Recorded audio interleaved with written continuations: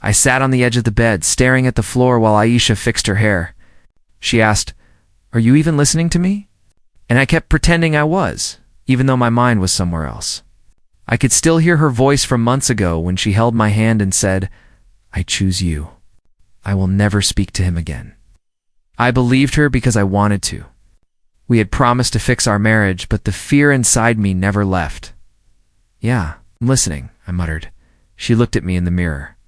"Then why do you look so lost?" "Just tired." "Tired of what?" "Me." I didn't say that. Sighed, I whispered, "Maybe I'm tired of being scared." My phone buzzed. Hamza again. I stepped into the hallway to answer. "Bro," he said, "you sound drained." "What's wrong now?" "Nothing." "Don't lie." "Something's off." "It's fine," I insisted. He lowered his voice. "Is it about Zion?" My throat tightened. "No," she promised. She cut him off. "And you actually bought that." "I have to," I whispered. "Don't ignore your gut," he said. "It's warning you." I hung up because I couldn't handle more doubt. When I returned, Aisha asked, "Why does Hamza always call? Doesn't he have a life?" "He cares about me." She rolled her eyes. "He hates me. Maybe he hates seeing me stressed." "So I'm the reason you're stressed," she snapped. I stayed silent. She grabbed her makeup bag, annoyed. "You know," she said, I'm trying to." She walked toward me. "Then stop looking at me like I'm dangerous." "I'm sorry." She touched my cheek. "I love you." "Only you." I nodded, but the twisting feeling in my chest stayed. She leaned closer. "Do you trust me?" I hesitated. "Wow," she said. "Really?" "I'm trying," I repeated. "If you still think I'm talking to him, say it." "I didn't say that, but you think it." "No," I lied. She stared at me hard. Before whispering, I ended things. "I meant it." I nodded again, wishing fear had an off switch. She sat beside me. "Do you ever think we can go back to how we were?" "I want to." "Then stop waiting for me to hurt you." I stayed quiet. She took my hand slowly. "Listen, I have something to tell you." My heart jumped. "What?" "Promise you won't freak out?" "I'll try." "I've been keeping this to myself because I wasn't sure how to tell you." "Aisha," I said, "what is it?" Her eyes shifted nervously. "I'm pregnant." Everything inside me froze. The room felt smaller. "You're pregnant?" I whispered. She nodded. "Yes, I found out this week. I wanted to be sure. Why didn't you tell me earlier?" "I didn't want you to react badly." "Why would I?" "Because of everything," she said softly. "Because you don't trust me." 1,000 thoughts crashed at once. Joy, fear, doubt, hope, all tangled together. She squeezed my hands. "Say something." "I don't know what to say." "Are you happy?" she asked. "I want to be," I said. She blinked fast, fighting tears. "Then try, please. Breathe slowly." "I'm trying, Aisha. I just need time." She rested her head against me. "We're going to be parents, and I want us to be okay." I wrapped my arm around her slowly. "Then we take this one step at a time." She nodded. One step at a time, but deep inside, a quiet fear still lingered. She pulled back slightly and studied my face. "You still look unsure." "I'm trying to shift gears," I said. "Now everything feels different." "Different good or different bad?" she asked. "I don't know yet," I admitted. "I just need a moment to breathe." She nodded. "Then breathe with me." "Don't shut me out." "I'm not trying to," I said. "I'm just overwhelmed." She took my hand again. "Then say, we'll figure it out." "Even if you're scared." Squeezed her fingers. "We'll figure it out. I promise." She exhaled softly, trying to calm both herself and me down. I woke up the next morning, trying to feel happy. But my chest still felt tight. Aisha was in the kitchen humming, and she said, "Good morning." I forced a smile. "Morning. How are you feeling?" She touched her stomach. Still shocked, but happy. I nodded. "That's good." Inside, I asked myself, why am I scared of my own child? She looked at me carefully. "You're quiet again," I shrugged. Just thinking. About what? She asked. Everything. She stared for a moment before turning away to pour water. Something about the way she avoided my eyes bothered me. My mom called soon after. I answered, and she shouted, "Is it true? Am I going to be a grandmother?" I smiled despite everything. "Yeah, Mom, it's true." She started crying. "My boy, I'm so happy for you." Aisha stood beside me and whispered, "Say hello for me." I told Mom, and she said, "Tell Aisha I love her. You two deserve this." Her words stung because I wasn't sure we deserved anything together. After breakfast, Aisha's phone buzzed.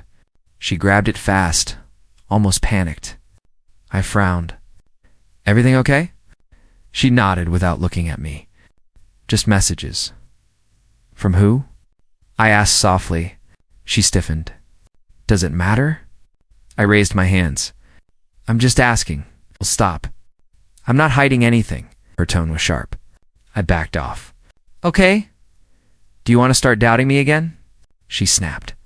"No," I whispered. "I'm trying," she sighed. "Then trust me." Later, we went to see Dr. Sana. The clinic smelled like disinfectant. Dr. Sana smiled gently. "How are you both doing?" Aisha answered. "We're good.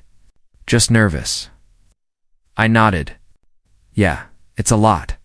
Dr. Sana looked at me with calm eyes. "It's normal to feel overwhelmed. Pregnancy changes everything." Aisha handed her some forms. I leaned in. "Can I see the reports?" Aisha pulled them back fast. "Why?" she asked. "I just want to understand. Do you not trust me at all?" She said loudly.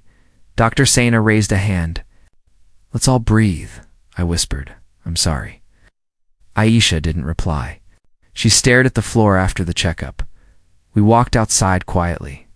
I tried to hold her hand, but she pulled away gently. "Aisha," I said, "I'm not trying to fight." "Then stop acting like I'm lying," she said. When we got home, Hamza came over. He sat on the couch and said, "You look dead. What's going on?"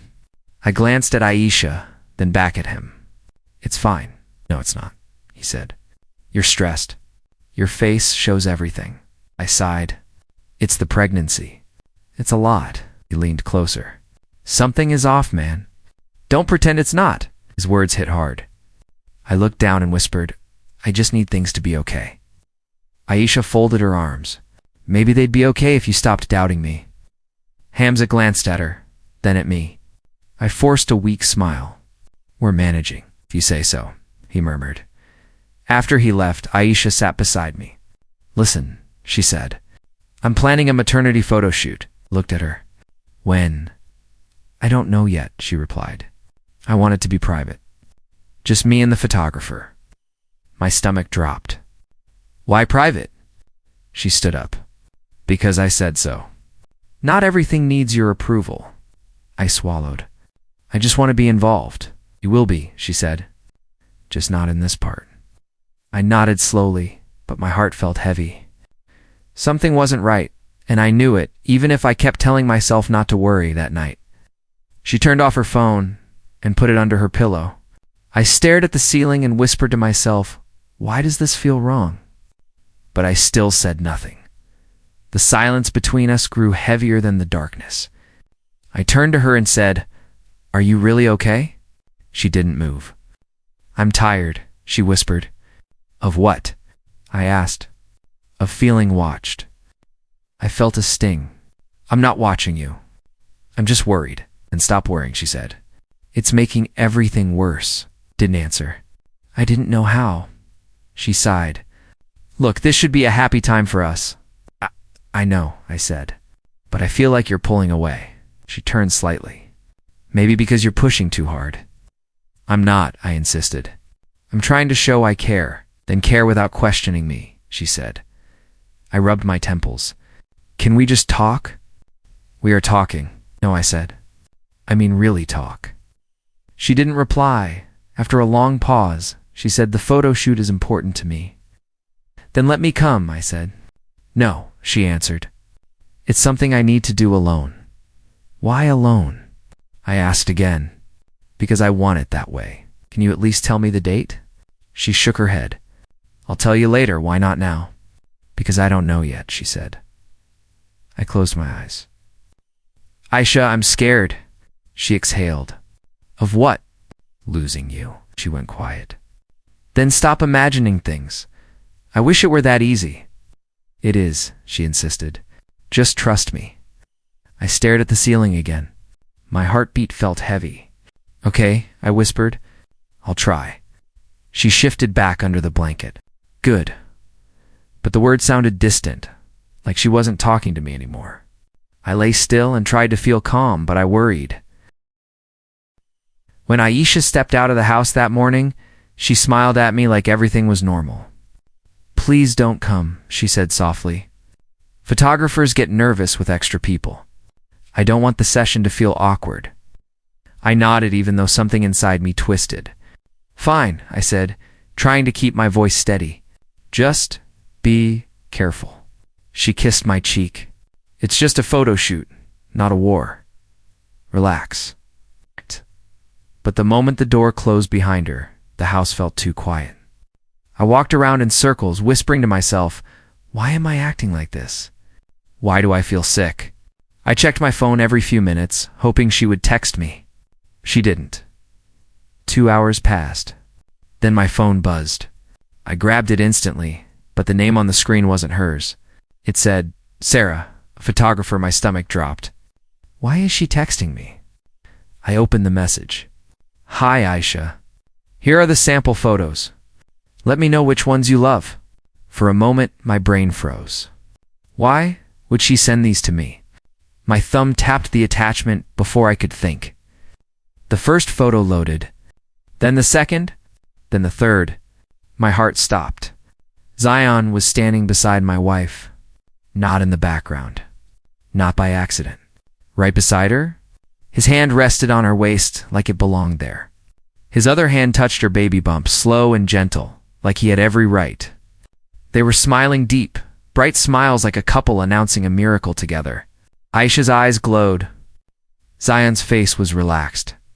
Their bodies leaned into each other. My vision blurred. This can't be real, I whispered.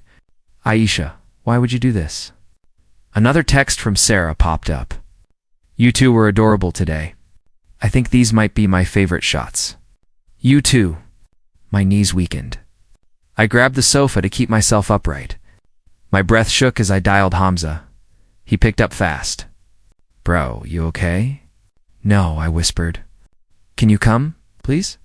I need you. He heard something in my voice. I'm coming right now. He arrived in 10 minutes, rushing through the door. What happened? I handed him my phone without speaking. He scrolled once, then twice, and froze. Bro, what the hell is this? Why is he touching her like that? I don't know, I said, sinking onto the couch.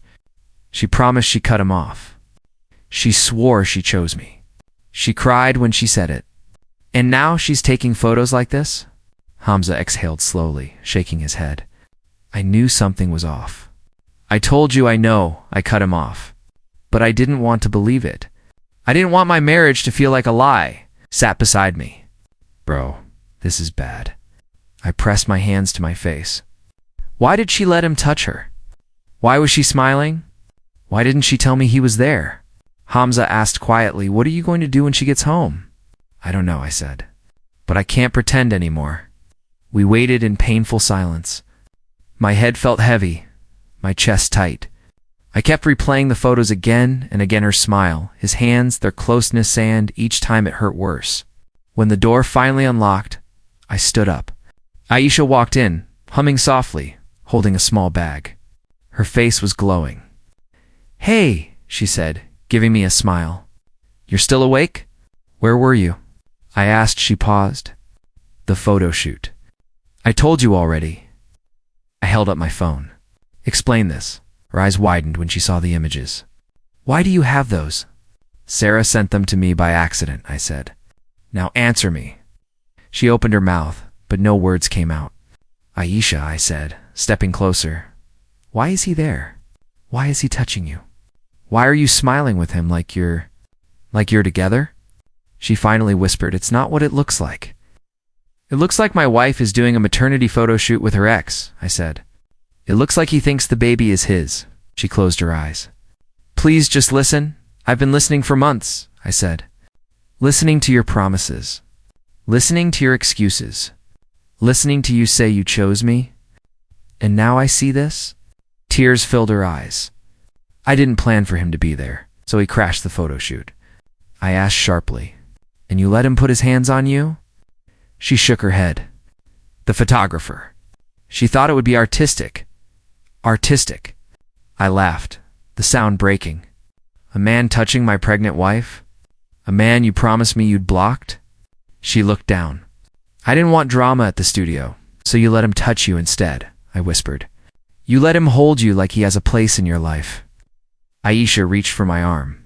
Please, I just got overwhelmed. I didn't know what to do. I stepped back. You could have said no. You could have told him to leave. You could have called me. I pointed at the photos in my hand, but you didn't. She wiped her eyes. I was going to tell you everything. When? I asked. After the photos went online? After he posted them with some cute caption? She sobbed. I'm sorry. I felt something inside me collapse, slow and painful. Aisha, I whispered, is the baby even mine? Her eyes shot up. Yes, it is. I swear. Then why is he touching you like that? She couldn't answer. And that silence hurt more than any lie. You said. I stood in the living room, my hands shaking, my chest tight. Aisha was in front of me, frozen, her eyes wide, like she'd been caught in a storm she couldn't escape. I held my phone up, the photos still glowing on the screen. Why was Zion at your photo shoot? I asked, my voice trembling but sharp. She blinked, looked down, then tried to force a smile. It's not what you think, she whispered. Not what I think, I shouted, pointing at the pictures. He's standing right next to you, touching your waist, touching your baby bump, and you're smiling like he owns that moment? Aisha flinched and took a step back. I didn't want it to happen that way, she said, her voice breaking. Didn't want it? You let it happen. You promised me you cut him off. You swore he was out of your life. My voice rose, echoing against the walls. And now, this. She covered her face with her hands, trembling. I was weak. I was confused. I didn't think straight. I slammed my hand on the counter. Confused? Weak? Emotionally? Do you know what it feels like to see the woman you trusted, the woman you love, standing there with another man touching her stomach like it's his child? Do you even know? Tears ran down her cheeks. I'm sorry. I really am. I didn't mean to hurt you. I shook my head, my vision blurring. Stop. Don't justify this. I want the truth. Is the baby mine? Her body shook violently. I don't know, she admitted, her words barely audible. It might not be yours. The world fell out from under me. My knees felt weak, my hands cold. I wanted to scream, to break something, to disappear. The floor seemed to vanish beneath me. You're lying, I whispered. You can't say that to me. You can't tell me, my child. Might not be mine. I'm telling the truth. She sobbed, stumbling toward me. I was confused. I was emotional. I didn't know what I was doing. Please, don't leave me. I stepped back. Leave you? You've been leaving me every day since I saw those photos. I've been leaving myself in this house, thinking I could trust you. But now? My voice cracked, and I swallowed the lump in my throat. Now I can't even breathe in the same room as you. Please, she begged, her hands reaching for mine. I need you. I love you. I can fix this. I swear I can fix this. I laughed bitterly, the sound hollow. How do you fix a life that's been shattered in front of your eyes? How do you fix trust that's been burned to ashes? Her lips trembled. I can try. I can try? I cut her off. I don't want your trying. I don't want apologies that can't erase what I saw.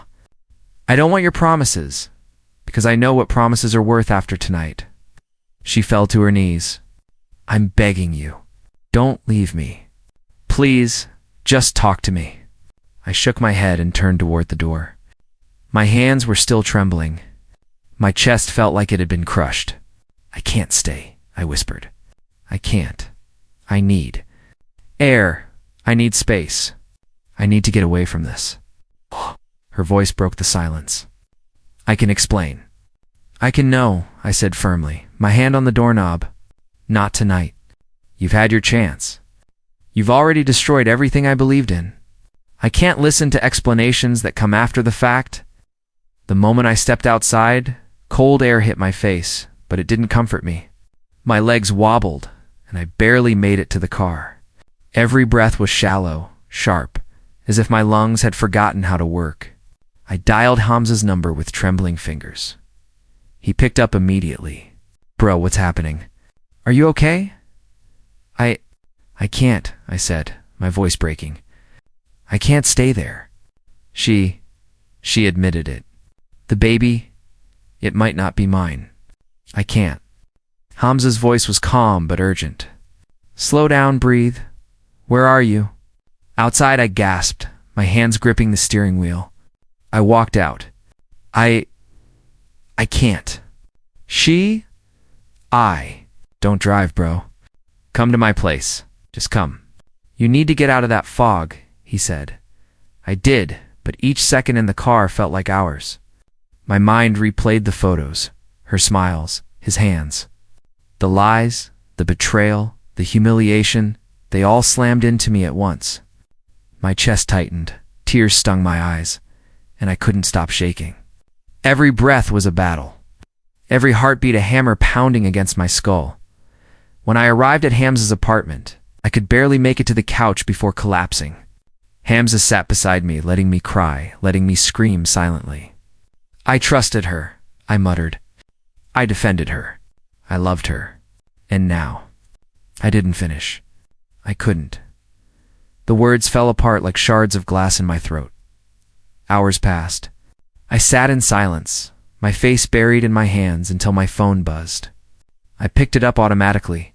The message was short. Zion, you should let her go. She was always mine. I stared at the screen. The words burned into my chest. My hands shook violently. My knees buckled. I dropped the phone and screamed, a sound that tore through me from the inside out. I felt like I had fallen into a void where nothing made sense. Where trust was a cruel joke, where love was a trap. The room spun. The walls closed in. I was alone. Totally, utterly alone. And in that moment, I knew my world had fallen apart.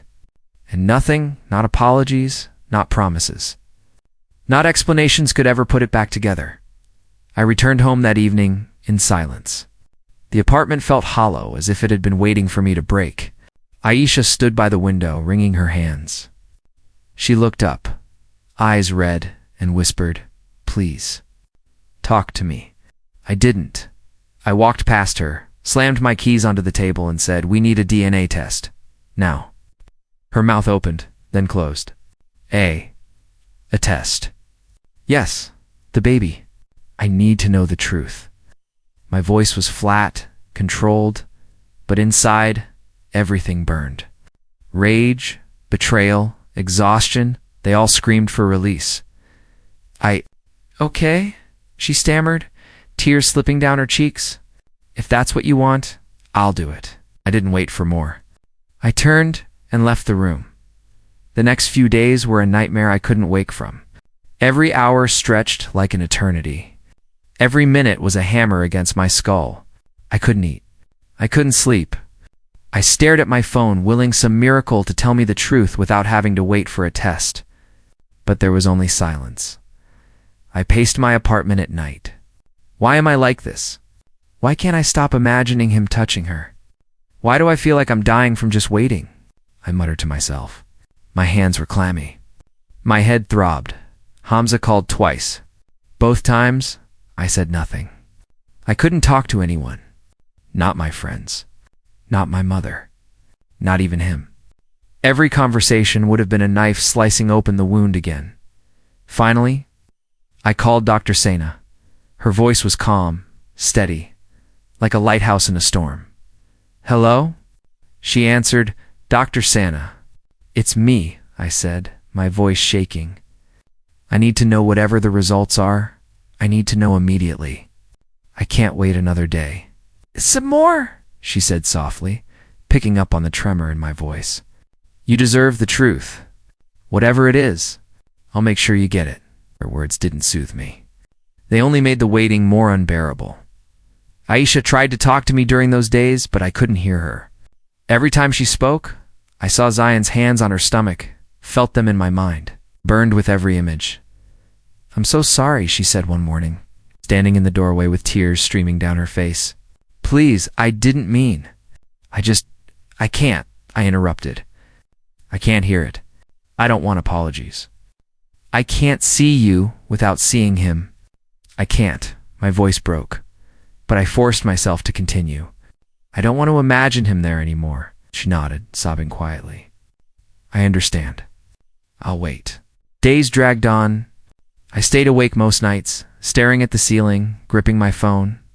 I counted the minutes, the hours, the seconds. Every sound outside made my heart race. Every thought was a memory of betrayal, a replay of the photos, the smiles. The touch when the call finally came, my hands shook violently. I gripped the counter in Dr. Santa's office, staring at her calm face. My mind screaming. "The results are ready," she said. "Do you want to see them now?" "Yes," I said, my voice barely a whisper. My throat was dry. My fingers ached from clenching the counter. She handed me the envelope. I tore it open slowly, deliberately, as if I could delay the moment my life would change forever. I unfolded the paper. My eyes scanned the numbers, the percentages, the notes. It was, as I had feared. The baby was not mine. I didn't scream. I didn't cry. I didn't even drop the paper. I simply felt empty, like every color in the world had been drained from me. My hands went slack. My knees almost buckled. I wanted to scream, but no sound came.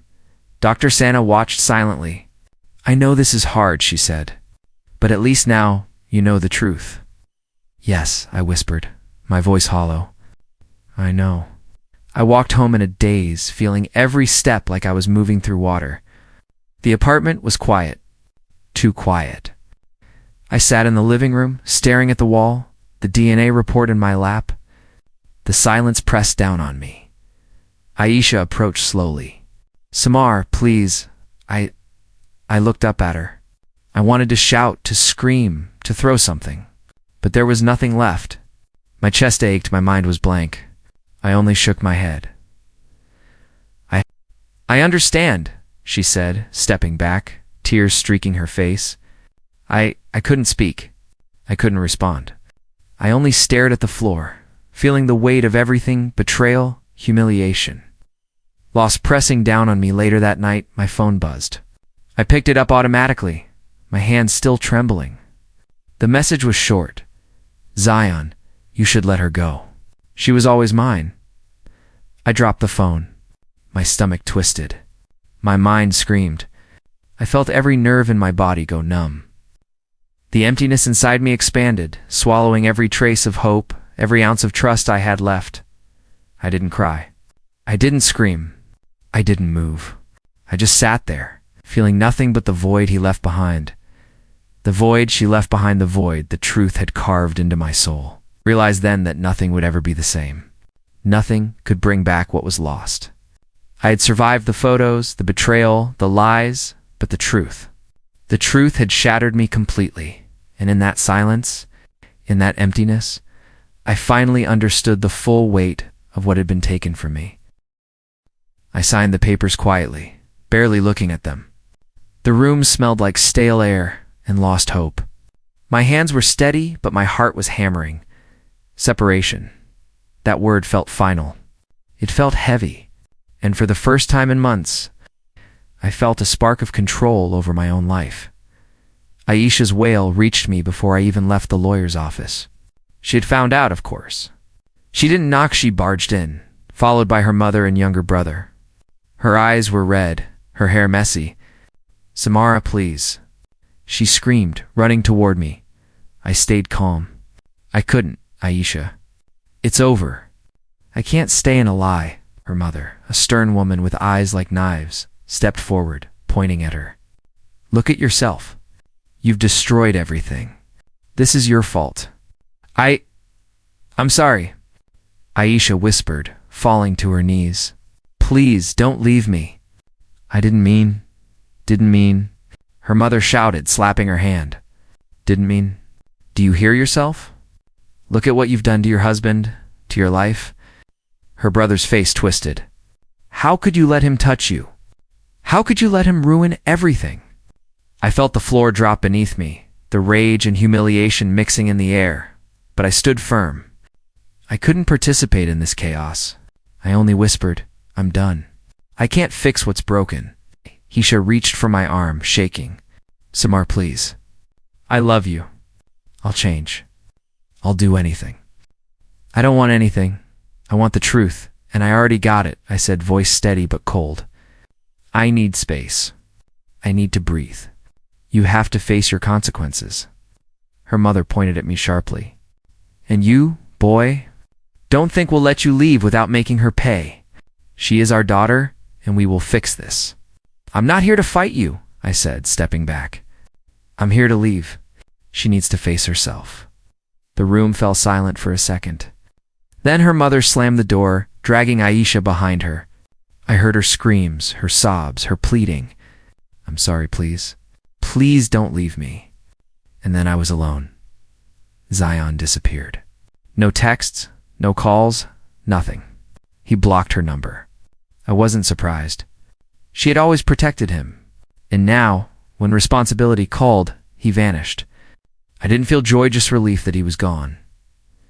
Aisha's world began crumbling like a house of cards. She lost her job. Stress and humiliation took their toll. Her boss had called one morning. We can't risk the office gossip, Aisha. You're suspended. Your performance is affected, her mother told her bluntly. You ruined your life, Aisha. All of it. This is what happens when you make choices without thinking. I stayed distant, hearing about her fall from friends who called me cautiously. I didn't gloat. I felt nothing for her, only the calm of moving forward. Meanwhile, I started small. Work became my anchor. Emails, meetings, deadlines, they didn't care about betrayal. My coworker, Nadia, noticed my quiet struggle. One day, as we filed reports together, she said softly, Samar, what she did to you says nothing about your worth. I blinked, staring at the papers. You mean, even after all this? Yes, she said, looking at me with kind eyes. You are not defined by someone else's lies or betrayal. You are not ruined. You can rise from this. Her words settled inside me like sunlight after a storm. I realized she was right. I wasn't ruined. I was exhausted, hurt, and humiliated, but I could rebuild. I could reclaim my life. I started sleeping better. I started eating again. Even small victories, like finishing a project on time or getting praise from my manager, felt like reclamation of myself. Every day I focused on me, I felt a little stronger.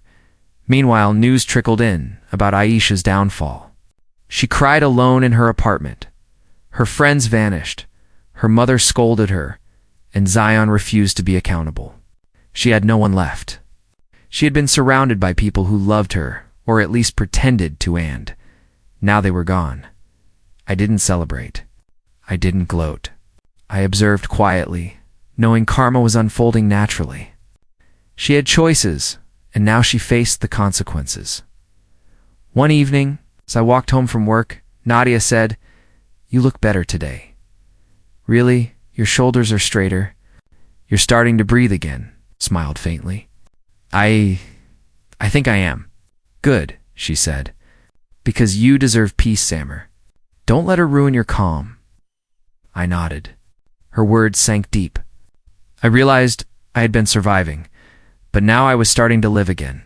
Slowly, cautiously, I began reclaiming the pieces of me that had been shattered by betrayal. And Aisha. She began her descent into solitude. I knew I wasn't cruel. I had merely stepped aside. She had choices, and she had failed. The people she depended on had vanished. The man she trusted refused her. Her own decisions had left her isolated. I focused on my own recovery, on my own growth, and in that, I discovered something I hadn't felt in months. Strength. Strength in moving forward. Strength in surviving. Strength in knowing that no matter how badly someone can betray you, you can rebuild piece by piece, day by day. Her world was falling apart. Mine was starting to rise, and for the first time in a long time, I felt alive. I was making dinner when the doorbell rang. My first thought was that it was a neighbor, or maybe some delivery. I wiped my hands on a towel and opened the door. Aisha stood there. Her hair was tangled, her clothes wrinkled. Her eyes were red, rimmed with exhaustion, and she held something small against her chest. A baby. My chest tightened instantly. "Samar," she whispered, her voice hoarse. "Please. I need to talk to you." I stepped aside without a word. She walked in, carrying the baby carefully, as if it were fragile porcelain. I leaned against the counter, arms crossed, studying her. "It's been months," I said. "And now you show up, carrying him. Why?" She dropped to her knees on the floor, placing the baby gently on a blanket I hadn't unfolded yet. "Zion, he ran away. My family, they won't help me. You're the only person I ever loved." My throat tightened. Anger and pity collided in my chest. "The only person you ever loved?" I asked, voice sharp. "You betrayed me, Aisha. You lied, you let him touch you, you destroyed everything." "I know," she shouted, tears streaming down her cheeks. "I know I hurt you. I know I don't deserve anything. But I'm begging you, please help me. I can't do this alone." "I'm terrified, Samar, please." I felt my hands clench into fists at my sides. I wanted to slam something, to yell, to make her feel even a fraction of what I had felt. But I couldn't. My eyes fell to the baby, sleeping quietly. Tiny hands, soft breath, innocent, perfect. "I can't believe I'm asking this," she said, her voice cracking. "I know I lost the right to your love. I know I destroyed your trust. But I have no one, and I'm begging you, please." I turned away for a moment, staring out the window. My mind raced. Months had passed. Months of sleepless nights, anger, humiliation, and yet, a part of me remembered Hertha Aisha I had fallen in love with before everything fell apart. The soft laughter, the small kindnesses, the way she had once been my partner. But that memory clashed violently with the photos, with the betrayal, with the nights I cried myself to sleep. Could I help her? Could I look past all of it, even for a moment, and just do the right thing? I started, my voice low. "I don't know if I can. You hurt me more than I can say. You lied. You let him." I stopped, swallowed. "I don't hate you completely. I just don't know if I can forgive you. Not yet." Her sobs filled the room. "Please, Samar. I'm begging. Just for him. For the baby. I can't do this alone." I took a deep breath, trying to calm the storm inside me. I knelt down slowly, keeping my distance, and said, "I can help you. But only for tonight. I can give you money, food, and a place to stay. One night. That's it. No more." Her eyes widened, hope flickering across her exhausted face. You'll help me?" "Yes, for tonight. That's all. I'm not taking you back.